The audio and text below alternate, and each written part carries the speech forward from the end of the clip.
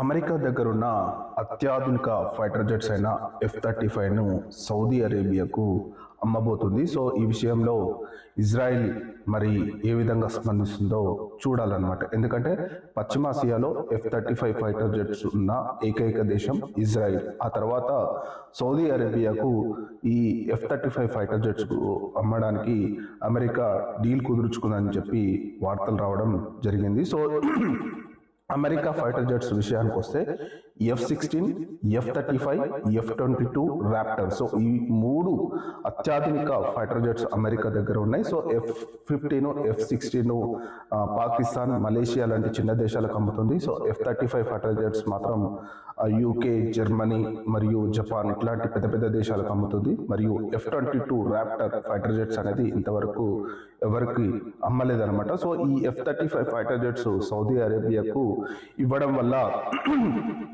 ఆ దేశం సైనిక పరంగా మరింత శక్తివంతంగా తయారు కావడానికి ఉపయోగపడుతుందని చెప్పి ఆ దేశం అయితే నమ్ముతుంది.